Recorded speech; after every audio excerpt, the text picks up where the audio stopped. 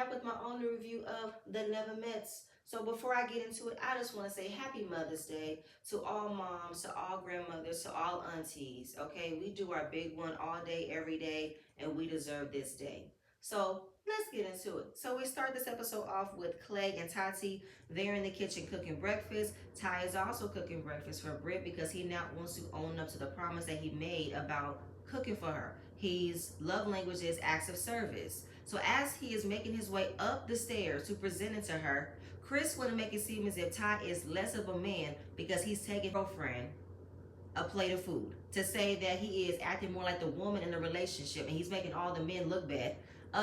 Chris, Mr. Neanderthal, come over here. When I saw this scene, you know what popped into my head?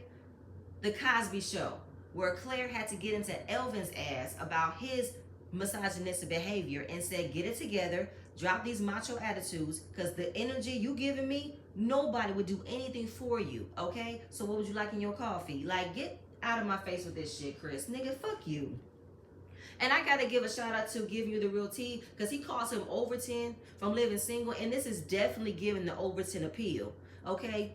You so cute, you're funny, but you're dumb. Sometimes you don't need to say what exactly on your mind because it just comes off stupid. Moving on.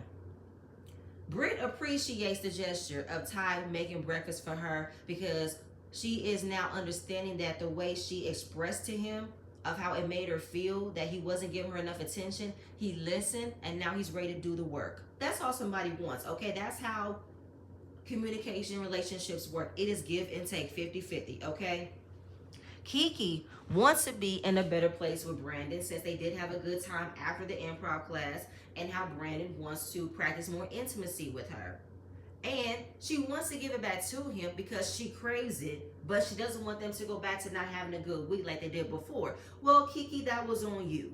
Okay, you didn't want to admit you had an alcohol problem, and we just found out that you had just broken up with your ex-fiance 4 months ago, and you've been with Brandon for 4 years. So the math not mathing, and I thought you told Brandon that this is something you've been working on with being more affectionate because you did not come from an affectionate family, but to say you crave intimacy. Which is it?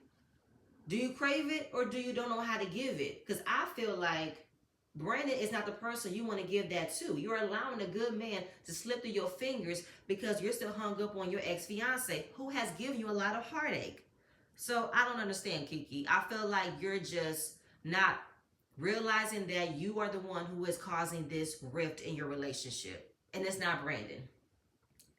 Because as far as wanting more intimacy with her, he mentioned the boom boom room. And Tati was like, okay, I understand because me and Clay went to the boom boom room too, but we didn't do anything. We just gave each other massages and that's it. We do cuddle, we do kiss, but we've never gone further than that because she wants the things to gradually grow. That's why she is taking this slow. This is how she wants to operate because she wants to make sure that this is what Clay wants. Clay is being intentional. And I'm like, okay, I get where she's coming from. It is very important to be honest and intentional of your wants and needs in this relationship. But girl, you still in la la land because this man still dance around not telling you that he has a brand new baby girl. Moving on from there. Taronda presents them with another activity. Since they're halfway through the journey, they are starting to notice the little things from their partner and what makes a relationship because it's not so much as the big things. The little things matters too. So now they're going to do a how well you know your partner activity, okay? Because while you guys are connected, have you paid attention to the things that have been making your partner tick, making your partner laugh? What have you noticed about them? Okay, so the first question was, what is her favorite color? Jay and Cinco got that question right. So did Tati and Clay and Brandon and Kiki. Chris, come to the front. Did you pass any of your classes? Because he wanted to write purple, but he spelled Propel. If y'all don't know, Propel is one of those flavored water beverages next to the Gatorades. I couldn't take it. I was all through. What is her favorite food? I think it was a mixture between Brandon and Kiki getting it right. And then what was her favorite signature drink? Britt and Ty got that answer right. And everybody all wrote different answers. But then Chris, in his mind, he was thinking Bailey's, but he wrote Bally's. How could you have messed up Bally's and Bailey's? Now, I can recall Bally's being one of those old fitness gyms, like a 24-hour fitness from way back when, but how could you mix that? I feel so embarrassed for Alexis. It's like, Alexis, this man didn't pay not one attention to anything you told him. If y'all have been online dating for a year, shameful, shameful, shameful. And Jay, she's like, me and Cinco are clearly the best couples here because he knows me, I know him. We talk to one another, we communicate one another, we talk about anything and everything. Her witnessing that all these couples don't know not one thing about one another, they weren't focusing on what made the relationship, especially Jared and Charlie. Okay, and I have to agree, y'all have 4 years of a relationship, the same as Brennan and Kiki, and they know each other well off versus y'all. How do you don't remember nothing about y'all likes and dislikes? Okay, and finding out what is Jared's favorite food is cinnamon rolls. Everybody got a sweet tooth. Cinnamon rolls, dude, please grow up.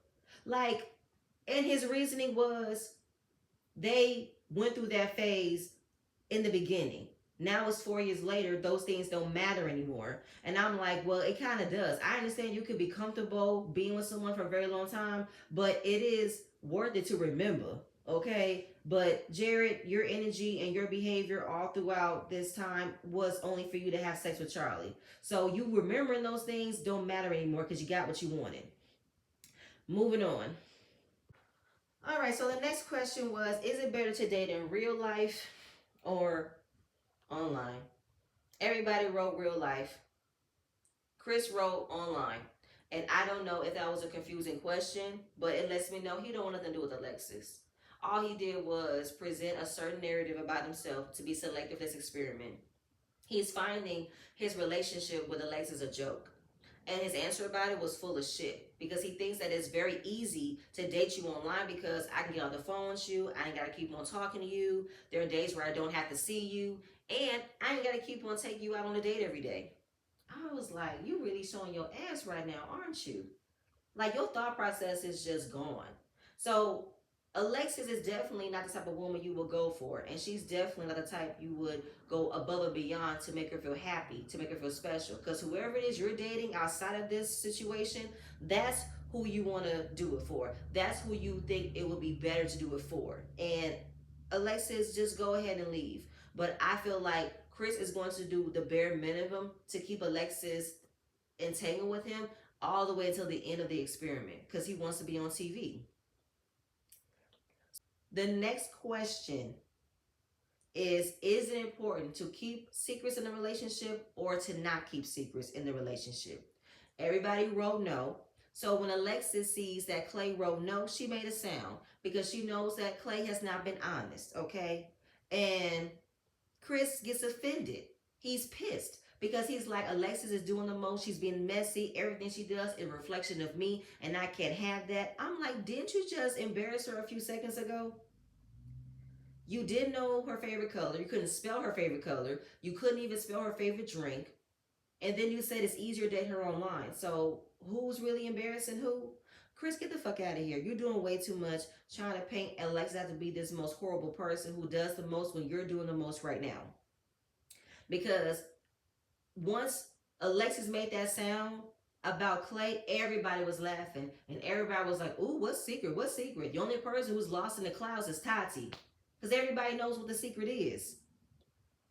But anyway, the winners were Clay and Tati. Fine. The rest of the couples enjoy their day. We see Brandon and Chris enjoying pool. Brandon is happy with the results of the activity because the last 4 years of his relationship with Kiki meant something, that they remembered all those things about one another. And Chris is a bit annoyed. He is still mad at Alexis for making that sound towards Clay about how he got a secret. And he asked Brandon, do you know what the secret is? Yeah, I know what the secret is. He told me. But it's not my business to say anything. And in the confessional, he says that Clay is making Tati look like a fool. He needs to hurry up and tell her because we are already gossiping about it. And I give Brandon that prop. While I am not the one that's going to be out here telling his secrets, he can't make it seem as if we don't know about it. He can't make it seem as if we weren't discussing it because we have been. And Chris, the way you're trying to make it seem as if Alexis has an issue with every activity, Have there been some things that Alexis have done that have annoyed me? Absolutely. But for me, I didn't find the way that she made it sound towards Clay that big of a deal. And to me, the way you behaved at this activity, you can't place all your blame on Alexis because you just embarrassed her left and right. So her doing one thing that sets you off the edge, you can miss me with that. So he wants to have Alexis be checked so that way she don't be making it hard for him and making it hard for Clay and da da da da. I said, shut up, Chris. And the way you want to tell her about herself, you want to be rude and disrespectful. You don't want to be calm. You don't want to be nice. So when Alexis comes in, he tells her about how I don't want to be in a compromising situation with people I'm connected to. And I know we just got through playing the game, but you made a noise about how should you keep secrets. And everybody has had an issue with it. And I'm looking around like, who has had an issue with it? Because it seems as if you're the only one who's had an issue with it. You're the one that's annoyed by it. So I don't think that everybody had a problem with Alexis making a sound towards Clay because he has been dishonest. So I don't know what you're talking about. Clay might need to be the one that's nervous because you were ready to tell Alexis how she acted and you thought she was going to be on the defense, but Alexis took what you said. And she said, okay, well, let me tell you why I was making those noises. I made those noises because I was making fun of the fact that Clay lied about being a vegan. And this energy that you gave her was unnecessary. It was stupid.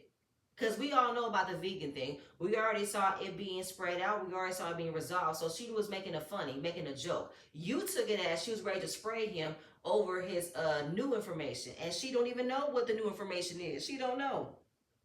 So she says, okay, I can admit it can be looked a little messy. I don't know any other lie. I don't know anything else. So with Chris telling her, I want you to apologize to him and how you're not trying to get in their heads, you're not trying to mess with their relationship. To me, this wasn't something that Alexis needs to apologize for because who's at fault here? Clay. So this is all Clay who decided to spill his guts to everybody else but the girl he's in a relationship with. So Alexis finds Clay and Tati cook because it is their night to cook. They're making tacos. And Jay is overseeing everything. Jay has been a helping hand with everybody on this show. And it's going to be a big fiesta where they're going to have chips, salsa, margaritas, everything. So Alexis apologized for her noise, for her jokes, because the big secret that you guys thought I was trying to allude to, it was the vegan thing, okay? I don't know nothing. I am not trying to act like I know nothing, and I'm going to apologize for that. Now, Clay was looking super nervous and sweating bullets because he thought that she was going to reveal the information about him having a daughter right in front of Tati, and he was trying to avoid it. He was just like cutting her off. Okay, it's cool. No, no, no, no, no, no. It's cool. It's cool. It's cool. It's cool. It's cool. It's cool. It's cool. Like, oh shit. Okay. So then Alexis pulls Clay to the side to get the secret, and he was like, oh nah, I just want to get her some flowers. Such a lying ass dude. Like, you can tell that Alexis is so confused about where Clay's mind is because why keep a secret? But she's not gonna do nothing about it because it's not her place. Allow him to do what he do. And that's it, because I feel like the guilt is taking over Clay. He's getting hot. He's getting irritated. Everybody is surrounding him, and he wants to kick everybody else out the kitchen, especially Britt. Britt was like, "Why I got you kicked out? When it was my night to cook, I see you and Tati over there snacking and talking during my night of cooking. So I gotta leave." And he was so short and rude to her, and that's when he walks away to cool himself off. And it's the guilt. The guilt is eating you alive because you're now mad at everybody because you're concerned about your secret getting out. Well, you should tell Tati about your secret. Because I feel like you feeling all this pressure is you. You're stalling. And he is stalling to not tell Tati because he wants to keep the good vibes going. Enjoy this time with Tati. But this secret could put you guys in jeopardy of continuing on with your relationship. Because I don't know why you keep on sweeping under the rug and how I want to come off as a player. Okay, well, how long are you going to drag this out? You don't have that long in this house. You got to let it out sooner or later. So when everybody gets ready for dinner, Clay is doing the absolute most with love bombing the shit out of Tati. He just keeps on doting on her, making her feel all special, kissing her. You know, every time we see Tati and Clay in the scene, they're hugging and kissing. So right here, right now, he is so excited to be here with the love of his life and all this and a third. And you can see Brandon making a face and laughing. Chris is laughing. Everybody's laughing. So for me though, Chris, if everybody is laughing at Clay making a fool out of himself, doing the absolute most just to win Tati over because he still has not told her his secret, you can't get mad at Alexis when y'all doing it right now. All y'all being messy, watching this man sink and drown in his situation. And then he did the most grandest gesture by getting a whole bouquet of red roses. And Charlie was like, oh my God, not the roses. Like, dude, you are doing the most of buttering her up to present how much you love this girl. And you're lifting her up just for her to come back down because once she hears this news, you're not going to get this, Tati. Nah, you're going to get something else you're not going to be happy for. Even Jay said, this is ridiculous. Like, this is so fucking stupid. Like, you don't want to let her know that you have a child. Like, who the fuck does this shit? And I got to agree. You doing everything you can to get her into this space, this love bubble, where she loves you so much that she'll probably just accept this news and not really respond to you. Like, she needs to respond to you. Like, how could you lie to me? How could you keep this from me? Like, oh my God. And I said it. I said it. I wrote it down. I said, because of this grand gesture, she gets up from her table, sits on his lap. Tati can never sit in a chair, and starts making out with him. And I'm like, she gonna give him some. Just off that, she is definitely gonna give him the cookie. Then they play a game of Never Have I Ever, which never goes well. And all y'all some damn freaks. I'm hearing threesomes. I'm hearing sex on camera, sending a video on camera, and this killed me right here. Somebody asked, never have I ever kissed the same sex. And Ty was so confused. He put a finger down. He said, wait, no. Wait, does my daddy count? I said, Ty, stop. I cannot. Then it was another question is never have I ever slept with more than one person in the same day. Jay put her finger down, and then Cinco wanted to do the mathematics about when did that happen. Was it this year? Was it around April before we started talking? So she said she didn't remember, and she didn't like being questioned. And he asked her very, like, on a hush note where nobody can hear them. But since she was put on the spot on what she just revealed, she wanted to shut the conversation down.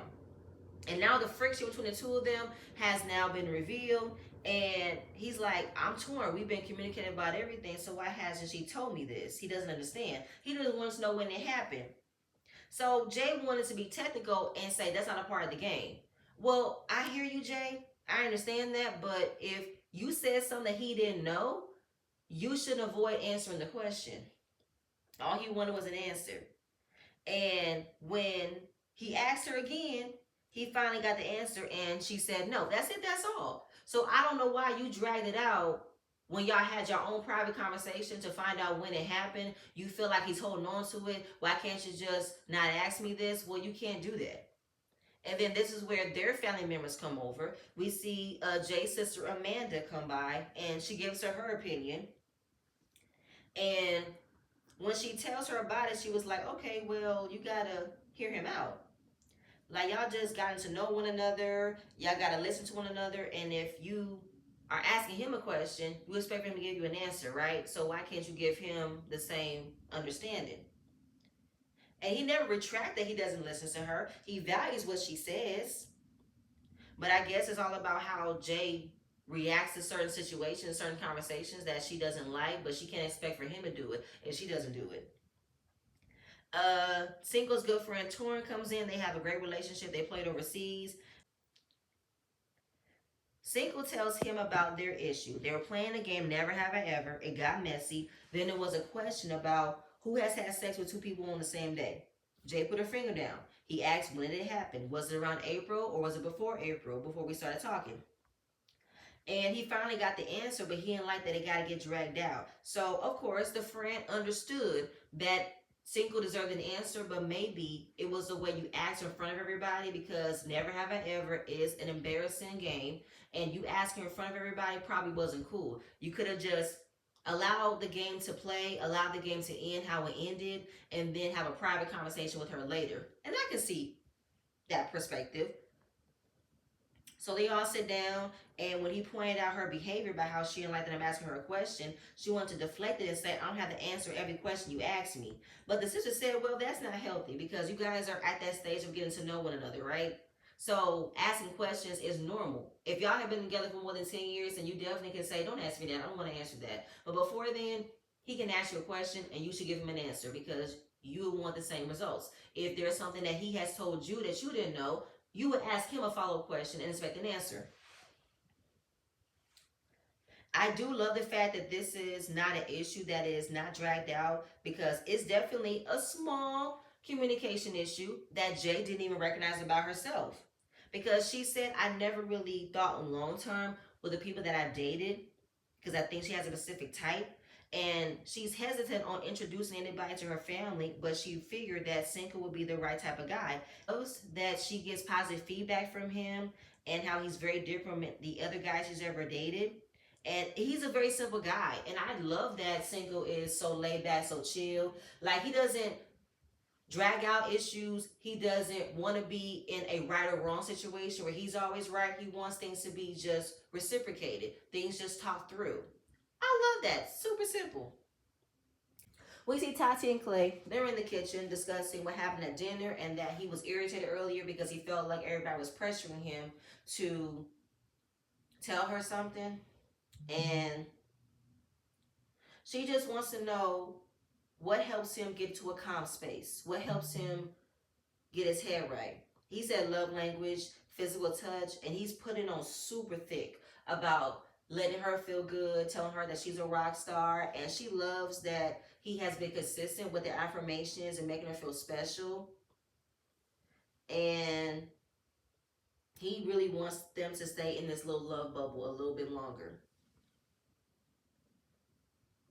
So Jay and Cinco are talking in the kitchen, and yes, she did notice that she's not that big of a communicator like she thought she would. And her sister pointed out, and if there are some things that you are falling short in communicating, I can help you reach that level. And it benefits that both of them can come to that conclusion. If we don't agree on everything, we can still have that conversation. And I do see a bright future between them. And I see them going for the long haul. I love how they are towards one another. I love how affectionate they are towards one another. And this is just in 5 months, okay? And I can definitely see you guys are great together. Oh, my bad. I forgot. In the kitchen, or when they were outside, Tati convinced Clay to apologize to Britt because she didn't like the way that he kicked her out in the kitchen, because he got tired of people coming at him, and he said, I should not have came at you like that. My apologies. And she said, it's all good. It's all good. And then it leads to the moment that we all knew, which was them leading to the intimacy suite. If you recognize that a sock was on the door handle, meaning it's time to get it in, Tati is using this as an opportunity to break out of her comfort zone and enjoy the experience. And Clay said he's still not telling Tati about his daughter until his best friend comes. And when his best friend gets here, then it will help him relay the message more clearly. And I said, you did all of this foreplay, all this buttering up just to get some. And then you hear him say, I love you, Tatiana. I said, God damn it, he got her. He got her. She's all sucked in. Whew. It's the next morning. Charlie and Britt go outside and talk about what's up with Clay. Britt didn't know the secret, but Charlie knew the secret because she overheard Jared and Clay talking about it. Obviously, they were very, very loud, but she can hear everything. And it's him saying that he has a brand new baby, about a 2-month-old daughter. Now, and Charlie, what you will not do, ma'am, is make it seem as if what Clay did is way worse than you did, because you hid 2 other children, okay? Clay is fucked up for sure. But just because you decided to admit your fault early on, it doesn't take away that you're still in the wrong. But anyway, it is kind of fucked up though. And then if you look at the timeline between Clay and Tati, if the baby is 2 months, and that means that before you got involved with Tati, your fiance was already pregnant and was about to deliver the baby. So this wasn't an overlap. You did not get involved with your fiance throughout this time. This was after that. So you're not in the wrong unless you explain it correctly. So Britt is unprofessional talking about, I don't understand how Clay is handling this. It's been secrets after secrets. This is what Tati was in fear of, because to go through all of the trouble to present that you're going to be a vegan, but you're sneaking off eating other kind of food, how would she take? You letting her know you have a brand new baby girl and you never told her anything about it. And that was it. Next week, which is child. And that was the end of the episode. Because we all know that this week, his best friend comes. To my surprise, his best friend is a girl. And their whole interaction is suspect to me. And I'm like, what is this? Now, I don't know. Is this the fiance? Or is this the woman who ran off the fiance? I don't know. Because Tati gonna get in that ass. She gonna be like, get your hand off my man. How about that? And then you gonna walk off with her? I cannot wait to see how this is gonna go. I cannot wait to see how this is gonna go down. I really can't, because this is crazy as hell. And I gotta say, like, Clay, you really are digging yourself into a deeper hole that you do not know how to get out of. But ooh, I cannot wait, y'all. But that's it. I'm done. I ain't got no more. Please stay tuned for my next video. I'm gonna see you guys later. Bye.